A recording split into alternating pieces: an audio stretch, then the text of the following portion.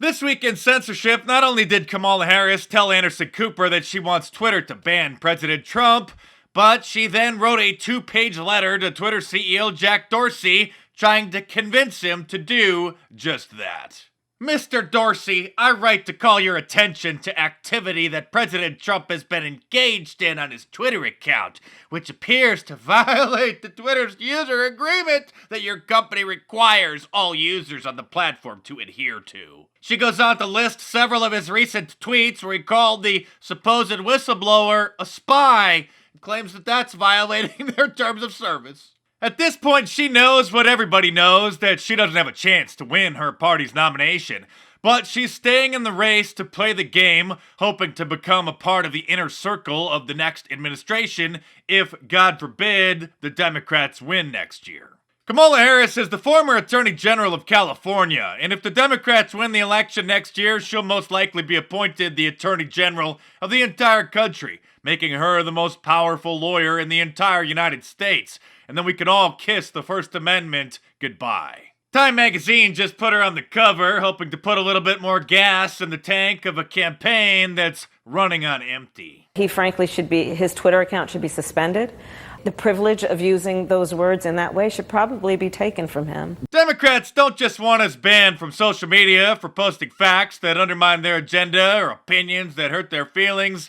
They want us in jail, as Congresswoman Frederica Wilson openly admits. Those people who are online making fun of members of Congress are a disgrace.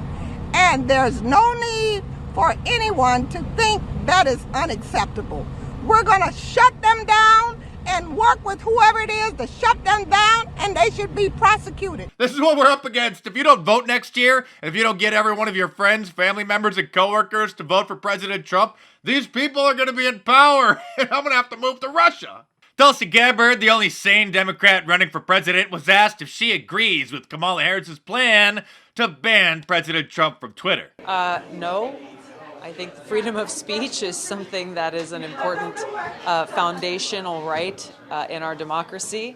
I think that the things that are coming from Donald Trump are things that are inciting a lot of divisiveness in our country, though, and this is one of the many reasons why I believe it's important that voters vote to defeat Donald Trump. Tulsi, I'm glad you qualified to make the next debate, but when you eventually drop out of the race, I hope that you finally come to your senses and become a Republican.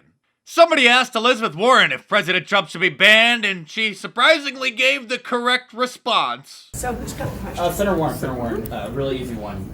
Should Donald Trump be banned from Twitter? No.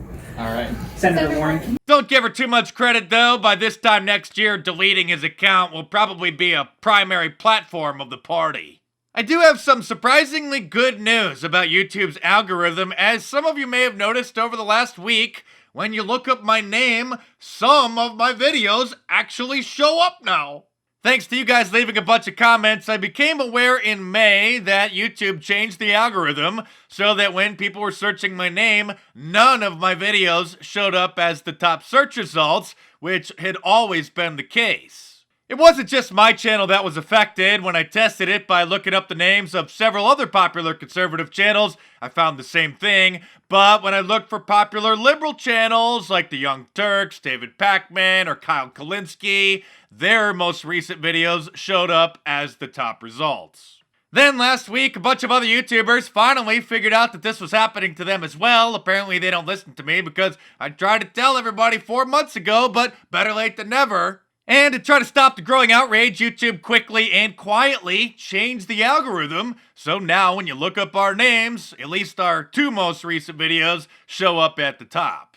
I wouldn't get too excited about it though, because the rest of the search results are still manipulated, but at least they do show the 2 most recent uploads, and we have a long and difficult road ahead of us. But this is a nice little victory, so to celebrate, use the promo code FREESPEECH at the checkout at markdice.com and get free shipping this weekend off of any of my designs, like the Free Speech Zone shirt, the Mount Trump More, or the Liberal versus Conservative shirt.